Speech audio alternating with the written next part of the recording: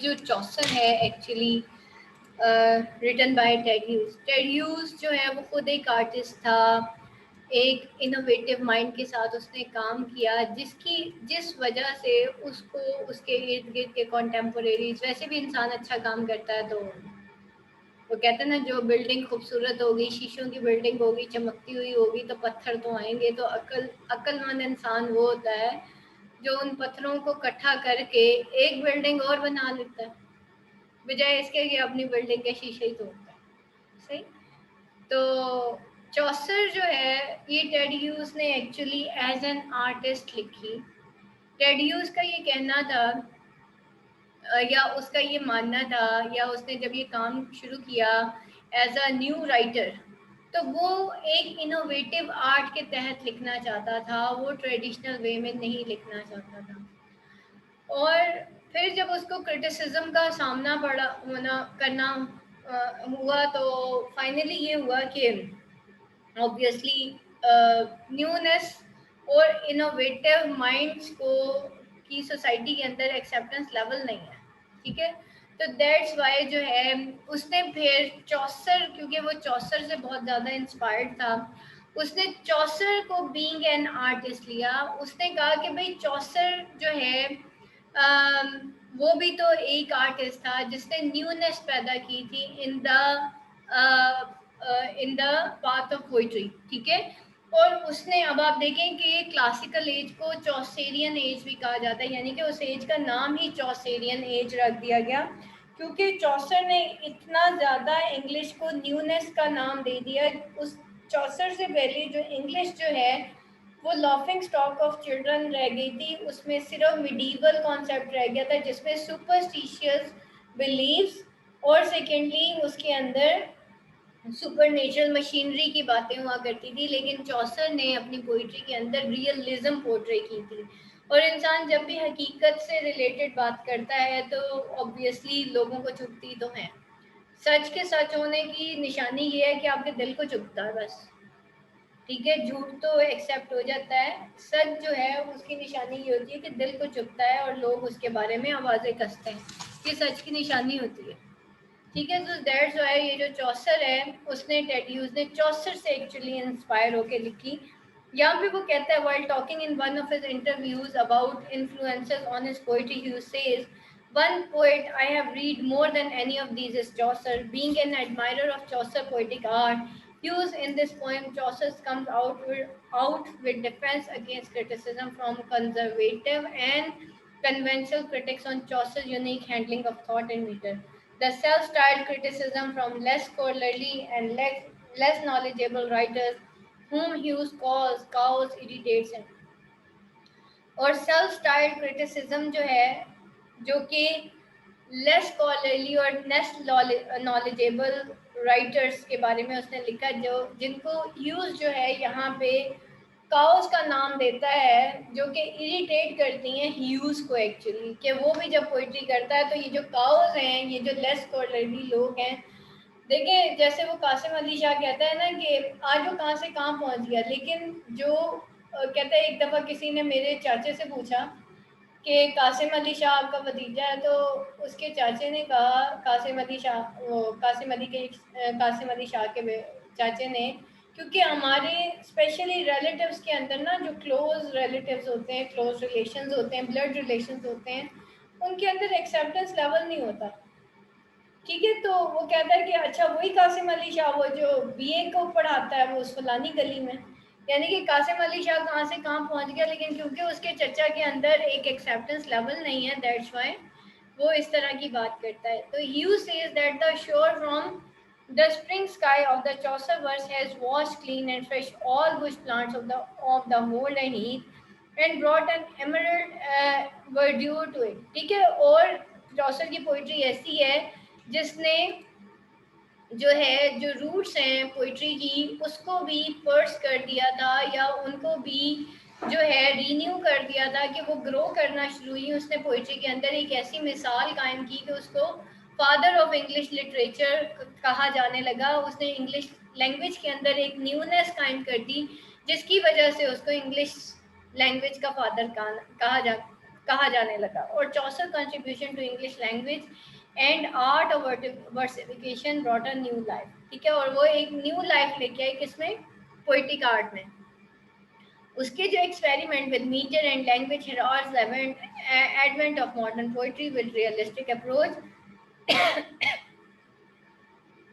Hughes spurns all unguarded comment and does not mind even a strong reaction from critics, who chew on cut and love to keep to beaten path and feel scared of the virtue of change. Hughes is satisfied with the pace with which the people are becoming familiar with Chaucer. और वो जो है satisfied था उस pace के साथ, उस कदम के साथ with which the people are becoming familiar with Chaucer, यानी कि वो लोग उस कदम ये जो इसने उठाया कि लोग चौसर को जानना शुरू हों, वो उसकी यहाँ पे बात करता है। अच्छा, यहाँ भी देखें सबसे पहले तो कि ये जो है ना word that April with his short suit, ठीक है, ये वो सही वही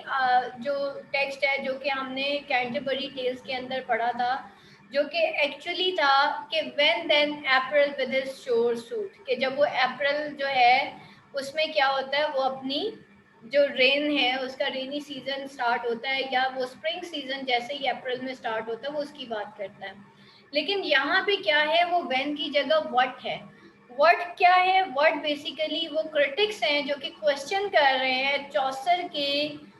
जो पोइटिक आर्ट है उसके अंदर, वो एक जैसे कहना चाहिए एक क्रिटिकल वे में उसको कह रहे हैं कि भाई ये क्या चीज़ है, what that April with his short suit, यानी कि वो क्रिटिसाइज कर रहे हैं the newness of the poetry, they have no acceptance level, these are those critics जो कि इनोवेटिव माइंड्स को एक्सेप्ट नहीं कर पाते, और चौसर एक इनोवेटिव माइंड था। और मैंने आपको बताया कि वो एक रियलिस्टिक पोइट था और उसने इंग्लिश लैंग्वेज के अंदर पोइट्री में specially in the field of poetry उसने न्यूनेस पैदा की थी। तो यहाँ पे वो कहता है कि that the drought of March that first to root, कि वो ड्रॉट ऑफ मार्च जो है जो कि हैड फर्स्ट टू रूट, यानी कि वो ड्रॉट ऑफ मार्च, वो हवा जो है मार्च की जो कि रूट तक चली गई, यानी कि ड्रॉट कहते हैं खुश्की को, ठीक है, जो मार्च की खुश्की थी उसको खत्म किया किसने, अप्रैल विद हिज शॉर्ट सूट, अप्रैल के शॉवर्स ने जो है जो उन रूट्स को पर्स कर दिया, उन रूट्स को जो है तरोताज़ा कर दिया, या उन रूट्स को मज़ीद गीला कर दिया। ये कौन सी वो अप्रैल की बात हो रही है जो कि उसने इस तरह से मार्च ड्रॉट ऑफ मार्च को ख़त्म करके और वहाँ पे स्प्रिंग सीजन कैसे आ गया, यानी कि ये क्रिटिक्स जो हैं वो उसकी इनोवेशन को क्रिटिसाइज कर रहे हैं। At the top of your voice where you swayed on the top of the stile. अब क्या हुआ कि जब क्रिटिक्स ने उससे ये क्वेश्चन पूछा कि भाई ये चौसर किस चीज की बात कर रहा है, अब poet is going to be prepare to answer to give question of to give answer of these question, या वो इस क्रिटिसिज्म का आंसर देने को या रिप्लाई करने को तैयार हो रहा है। और वो कहता है and eight the top of your voice, वो कहता है और तुमने, यानी कि अब यहाँ पे देखे चौसर जो है वो टेड ह्यूज जो है वो यू करके बात करेगा, यू वो उस पोइट को कहता है जो कि इनोवेटिव माइंड के साथ है और वो किसी टॉप जगह के ऊपर खड़ा है और वो जवाब देगा उन ट्रेडिशनल वेज ऑफ थिंकिंग वाले पोइट्स को या क्रिटिक्स को जो कि इस तरह की बातें करते हैं। तो वो कहता है कि तुम फिर खड़े हुए इन सारी बातों का जवाब देने के लिए where you swayed on the top of a stile, और जहाँ पे तुम एक स्टाइल, यानी कि स्टाइल कहते हैं स्टेयरवे, यानी कि तुम एक रोस्टम पे या तुम एक स्टाइल पे जो है खड़े हुए ताकि तुम इन लोगों को आंसर कर सको at the top of your speak and you speak very loudly. To where you swayed stand को कहते हैं, on the top of stile stile stairs को कहते हैं।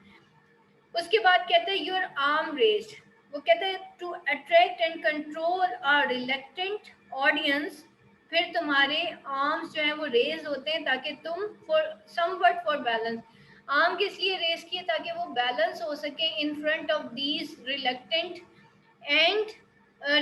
ऑडियंस जो कि ह्यूज के सामने खड़े हैं, ताकि वो उनके सामने जो है अपना बैलेंस कायम कर सके, यानी कि तुम खड़े हुए, तुमने ये स्टैंड लिया, somewhere to hold the reins of straining attention, और तुम जो हो ताकि तुम होल्ड ले सको द राइन्स, उन राइन्स का, उन लगामों का, और straining attention, attention straining attention किसकी है, to gain a control of those reluctant audience of your imagined audience, यानी कि वो जो तुम्हारी इमेजिन्ड ऑडियंस थी, वो जो रिलेक्टेंट ऑडियंस थी, उनकी अटेंशन गेन करने के लिए, टू होन द हाइंस ऑफ दिस ट्रेनिंग, ताकि तुम उनका अट्रैक्ट और कंट्रोल जो है वो गेन कर सको, तो तुम जो है अपने आर्म्स रेज करते हो, यानी कि तुम प्रिपेयर होते हो, you declaim Chaucer, you speak, you are the speaker of the Chaucer, या फिर तुम चौसर के बारे में बात करते हो, to a field of cows, field of cows वो किसको कह रहे हैं, वो उन क्रिटिक्स को कहता है, ग्रुप ऑफ लिसनर्स को कहता है, जो कि बिल्कुल क्रिटिक व्यू पॉइंट के हिसाब से, या जो बिल्कुल एक रिलक्टेंट ऑडियंस है, जो कि उसकी बात सुनना भी नहीं चाहती, और उनका बिल्कुल ही लो लेवल है, उनके अंदर एक्सेप्टेंस लेवल नहीं है, तो फिर वो कहते हैं, and the spring sky had done it with its flying laundry and new emerald of thought, the hawthorn, the blackthorn, and one of those bumpers of champagne you snatched unpredictable from the pure spirit. और फिर तुम वो जो है वहां से आगे continue करता है, उन फील्ड्स ऑफ काउस को वो चौसर के बारे में बताता है कि भाई तुम जो बात कर रहे हो ना पीछे, word that April with in, वो कहते हैं वो स्प्रिंग स्काई है, and the spring sky had done it, कि वो group of listener spring sky had done it, यानी कि अब जो है वो उसकी एक्चुअली चौसर की ही वो पोइट्री थी, चौसर की पोइट्री वो स्प्रिंग स्काई था, उसने उस अप्रैल के अंदर उन शॉर्ट्स को सूट किया था, और वो एज ए स्प्रिंग स्काई जो है in the field of English literature उसने ये काम किया था, विद इज फ्लाइंग लॉन्ड्री, अपनी फ्लाइंग लॉन्ड्री यानी कि अपनी सक्सेसेस के साथ, and the new emerald of thorns, और वो कहता है कि वो न्यूनेस थी, न्यू एमरल्ड यहाँ पे एक्चुअली न्यूनेस ऑफ पोइट्री को कहा जा रहा है, ऑफ थॉर्न्स, थॉर्न्स जो है कांटों को कहा जाता है, द हॉथॉर्न्स ब्यूशेस को कहा जाता है, ब्लैक थॉर्न्स ये सारी ब्यूशेस हैं, ठीक है, of thorns, hawthorns and black thorns, और वो जो न्यू एमरल्ड थे थॉर्न्स के, हॉथॉर्न्स और ब्लैक थॉर्न्स के, and one of those bumpers of champagne, और वो जो बम्पर्स ऑफ शैंपेन्स थे, यानी कि wine of exceptional pure spirit जो है, वो उन ब्यूशेस के अंदर उस न्यू एमराल्ड को पोर्ट्रे किया गया, उस न्यू एमराल्ड, उसको न्यू एमराल्ड में डाल दिया गया, यानी कि उसने कहा कि उसकी पोइट्री ने उस स्प्रिंग स्काई का काम किया विद इट्स फ्लाइंग कलर्स, कि जो कि अपने जिसने एक न्यूनेस पैदा की इन विशेस में, विशेस वो किसे कह रहा है, of thorns, hawthorns and black thorns, यानी कि वो ट्रेडिशनल वे ऑफ पोइट्री जो कि मतलब जिसकी कोई रियलिटी नहीं थी, ठीक है, जो इंग्लिश लैंग्वेज जो कि एक लॉफिंग स्टॉक ऑफ चिल्ड्रन बन गया था, वो कुछ भी नहीं था बल्कि विशेस बन के रह गई थी, उसके अंदर उसने न्यू एमराल्ड जो है वो पोर कर दिया था, जिसकी वजह से वो ब्लैक थॉर्न्स भी न्यू एमराल्ड में कन्वर्ट हो गई, और उन ब्यूशेस में जब वो न्यू एमराल्ड में कन्वर्ट हुई तो उनके अंदर इतना रस था कि वो बम्पर्स ऑफ शैंपियन बन गए, यानी कि उसने एक प्योर स्पिरिट था जो कि उस पोइट्री के अंदर, उस बंजर पोइट्री के अंदर उसने एक प्योर स्पिरिट डाल दिया था। उसके कहने का मतलब है इंग्लैंड जो कि लॉफिंग स्टॉक ऑफ चिल्ड्रन बन गया था, इंग्लिश लैंग्वेज जो कि एक लॉफिंग स्टॉक ऑफ चिल्ड्रन बन गई थी, with the true spirit and the newness and with his innovative mind, उसने जो है उस तमाम पोइट्री को जो कि किसी काम की नहीं थी, उसके अंदर उसने वो स्पिरिट पैदा कर दिया जिसके अपने ही जो है रस थे, या उसका अपना ही प्योर स्पिरिट था। You snatch unpredictably from pure spirit, मतलब वो बम्पर्स ऑफ शैंपेन्स थे जो तुमने स्नैच किए अनप्रिडिक्टेबली फ्रॉम प्योर स्पिरिट, उस प्योर स्पिरिट से, उस विल पावर के साथ, उस न्यू माइंड के साथ तुमने अनप्रिडिक्टेबली वो बम्पर्स ऑफ शैंपेन, यानी कि वो उसने उस पोइट्री के अंदर वो रोल प्ले किया जिसने उस पोइट्री को जो है शाइनिंग स्टार्स या मतलब उसने स्प्रिंग स्काई का काम किया, ठीक है। तो वो यहाँ पे उस चीज की बात कर रहा है कि ये उसकी पोइट्री थी जिसने उन विशेस को कन्वर्ट कर दिया न्यू हेमरोल्ड में। और वो न्यू एमेरॉल्ड फिर उन्होंने क्या दिया, वो एक पोइट्री को एक वो स्पिरिट दिया जो कि ट्रू स्पिरिट था, जो प्योर स्पिरिट था। और ये प्योर स्पिरिट उसने स्नैच कहाँ से किया, यानी कि स्नैच यहाँ पे कन्वर्ट करने को कहेंगे हम, ठीक है। तो उसने पूरी पोइट्री के अंदर अपनी न्यूनेस को डाल दिया था। फिर वो कहता है योर वॉइस वेंट ओवर, वो कहता है जब तुमने बताया उन लोगों को कि भाई, तुमने फिर वो जवाब दिया कि ये चौसर ही की पोइट्री थी जिसने एक इनोवेशन जो है वो क्रिएट कर दी थी इन द पोइट्री। फिर वो कहता है कि your voice went over the field towards grand gesture. और वो कहते हैं कि तुमने ये जो क्लेम किया, तुम्हारा ये जो आंसर था उन क्रिटिक्स को, ओवर द फील्ड्स यानी कि उन क्रिटिक्स के ऊपर से कहाँ तक पहुंच गई तुम्हारी वॉइस, ग्रैंडचेस्टर तक पहुंच गई। आई मस्ट हैव साउंडेड लॉस्ट। और वो कहते हैं मैं हैरान रह गया उस दैट टाइम, उस वक्त मैं बिल्कुल हैरान रह गया। But the cow was then approach, लेकिन वो जो काउस थी, मतलब I must have sounded lost, शायद मेरी आवाज इतनी दूर तक गई कि मुझे उसकी, तुम्हारी आवाज इतनी दूर तक गई कि शायद मुझे भी सुनाई नहीं दी, ठीक है। But the cows was then approach, लेकिन वो जो काउस थी वो वॉच कर रही थी और वो अप्रोच कर रही थी, यानी कि वो जो क्रिटिक्स थे वो मुझे, यानी कि उनके ऊपर से वो मेरी आवाज़ गुजर गई, लेकिन वो क्रिटिक्स मुझे देखते ही देखते रह गए। और आहिस्ता आहिस्ता जब मैं बोलता रहा और उन्होंने मुझे देखा, यानी कि वो पहले मेरी बात सुनना नहीं चाह रहे थे, इसलिए वो साउंडेड लॉस्ट, यानी कि पहले तो इसकी बातों ने उस पर असर नहीं किया, लेकिन जब वो क्रिटिक्स इसको देखते रहे और फिर वो इसके पास पहुंच गए, उन्होंने अप्रिशिएट किया चौसर को। You went on and went on, यानी कि तुम अपना काम करते रहे, यानी कि स्पीकर की बात हो रही है जो कि चौसर को एक्चुअली बता रहा था, चौसर को अप्रिशिएट कर रहा था, चौसर को डिफेंड कर रहा था। Here were reasons to recite चौसर, और वो कहते हैं ये वो रीजंस हैं। अब वो कुछ रीजंस बताएगा कि वो चौसर को क्यों रिसाइट कर रहा था। Then came the wife of Bath, मतलब वो फिर आहिस्ता आहिस्ता जब उसकी पोइट्री बताना शुरू हुआ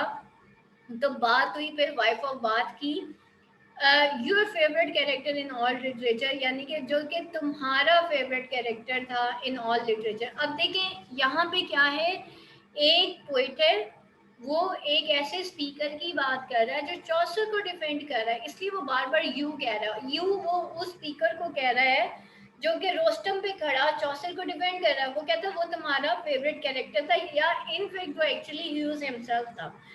ठीक। तो यू वर रैप्ड, और तुम इस चीज में यूनिक थे कि तुम्हें वाइफ ऑफ बाथ का कैरेक्टर तुम्हें उनको बताना था। And the cows were enthralled, और वो जो काउज होती हैं वो अट्रैक्ट होती हैं। They shaft and jostle shoulders making a ring, वो इतना ज़्यादा अट्रैक्ट होती हैं, उनको इतना जॉय फील होता है, वो इतना शॉफ्ट और जोसल शोल्डर्स, वो कहते हैं ना बच्चे जब तराना पढ़ते हैं तो शोल्डर से शोल्डर मिला के वो चूमना शुरू करते हैं, तो वो कहते हैं वो फिर शॉफ होते हैं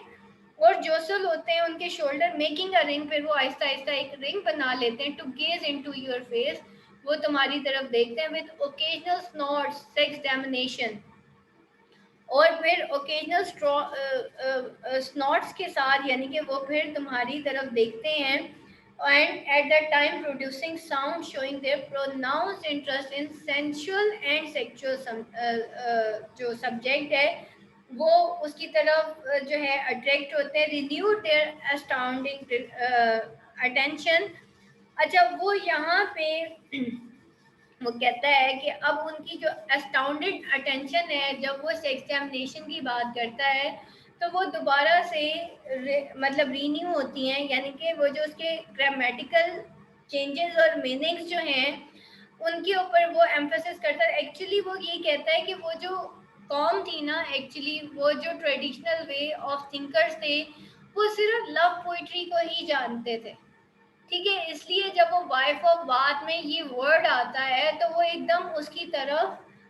अट्रैक्ट होते हैं। रीज़न ये है कि हमारे लिए पोइट्री वो ही है जो कि एक लवर और बेलव्ड की पोइट्री होती है।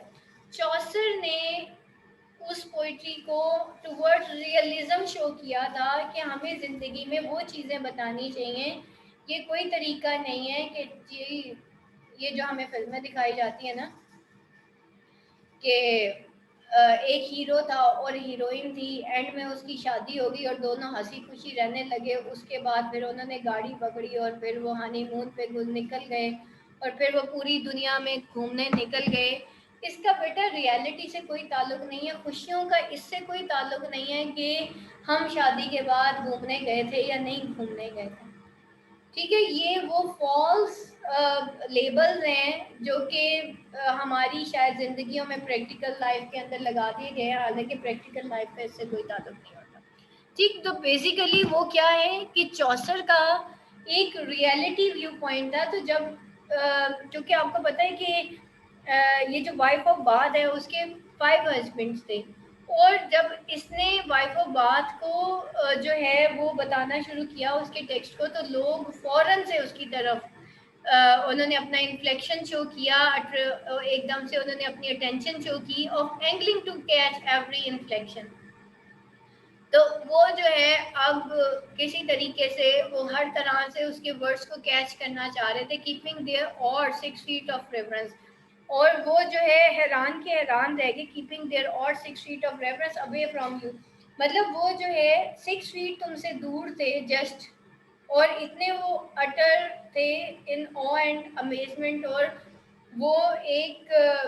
जिसे कहना चाहिए इतना ज़्यादा उन्होंने अपना इंटरेस्ट शो किया कि सिर्फ वो तुमसे 6 फीट तुम्हारे से दूर रह गए। You just could not believe it, और तुम इस पे यकीन भी ना कर सके कि ये लोग इतने गौर से तुम्हारी बात सुन रहे हैं, and you could not stop. और फिर तुम नहीं रुक सके। What would happen if you were to stop? Would they attack you? क्या हो जाता अगर वो तुम रुक जाते? क्या वो तुम्हें अटैक करते, scared by the shock of silence और वांटिंग मोर? या तो स्केयर्ड हो जाते तुम क्या स्केयर्ड थे कि अगर तुम साइलेंस में आ गए तो ये तुम पे अटैक कर देंगे, या फिर वो तुमसे कुछ ज्यादा सुनना चाह रहे थे? उसके बाद वो कहता है so you had to go on, इस वजह से तुम्हें कैरी ऑन करना था। यू वेंट ऑन, और तुमने अपना काम जारी रखा। And 20 cows stayed with you hypnotized, और 20 काउज यानी कि वो जो है 20 काउज यानी कि 20 क्रिटिक्स तो बिल्कुल ही hypnotized होके रह गए, यानी कि फैस्किनेट होके रह गए। And how did you stop, और तुम कैसे रुक सकते थे? I can not remember, you stopped, I imagine they reeled away. और तुम जो हो यू स्टॉप, तुम स्टॉप हो जाते, I imagine, sorry you stopping, अगर तुम रुक रहे थे जब, यानी कि तुम अपना काम जब खत्म कर रहे थे, या तुम जब उस वक्त बोलना बिल्कुल एंड हो रहा था तुम्हारा, तो I imagine they read away, तो मुझे लगता था कि ये सारे के सारे ऐसे बिखर जाएंगे जैसे reed away cooling ice if as if driven from their border, उन कूलिंग आइस की तरह, उन एंग्री लुक्स की तरह, as if driven from the फोर्टर, जैसे फोर्टर कहते हैं एनिमल फूड को, ठीक है, वो बकरियों का गतावा देके ना वो हटा लिया जाए तो बकरियां भाग जाती हैं। तो वो कहता है कि वो इस तरह से लग रहा था कि ये ऐसे भाग जाएंगे तुम्हारे पास से जैसे उनके पास से किसी ने एनिमल फूड जो है वो छीन ली हो। Imagine I shoot them away, और इमेजिन कि मैं उनको गेस हाउ, मतलब मैं उनको कैसे देखता हूँ, शूट शोट को कहते हैं कि मैं उनको कैसे इमेजिन करता हूँ them away, but our sustained rendering of Chaucer, लेकिन हमारा जो मकसद था सस्टेनुटू, एक्चुअली यहाँ पे हमारी रिसाइटेशन जो थी जो कि परफॉर्म कर रहे थे of Chaucer had already perpetual, वो ऑलरेडी हमारा काम तो हो चुका था। But followed my attention to full had to go back into oblivion, and what followed what I did, my attention too full, वो कहता है मैंने जो भी किया फुल अटेंशन के साथ किया, had to go back into oblivion, और अब मुझे अपने घर वापस जाना है। But did I was spun all hostile comments and forget all about it, वो कहता अब मैं क्या करता, but followed my attention too full had to go back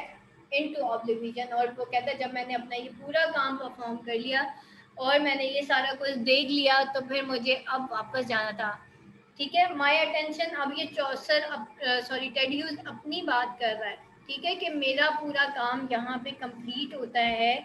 जब मैं ये सब कुछ करके वापस जा रहा होता हूँ, और मैंने फिर देख लिया कि किस तरीके से how I am to now to obsessed with it and I want to escape into forgetfulness, कि मैं अब ये सब भूल जाना चाहता हूँ कि इन लोगों ने क्या कहा, क्योंकि मेरा मकसद एक्चुअली पूरा हो गया। अब यहाँ भी देखें, एक तरफ से वो कहता है ना 20 cause state with you hypnotized and you did not stop, I can not remember you stopping, imagine they read away, वो ऐसे बिखर जाएंगे जैसे उनसे कोई फॉडर किसी ने छीन ली हो। यानी कि there is the theme of jealousy, कि स्टिल देयर आर सम, कुछ क्रिटिक्स तो इन चीज़ों को एक्सेप्ट करते हैं लेकिन कुछ इसको भी एक्सेप्ट नहीं करते। ठीक, तो आगे बेटा इसकी क्रिटिकल एप्रिसिएशन है, ये आप लोगों ने इसको करना है।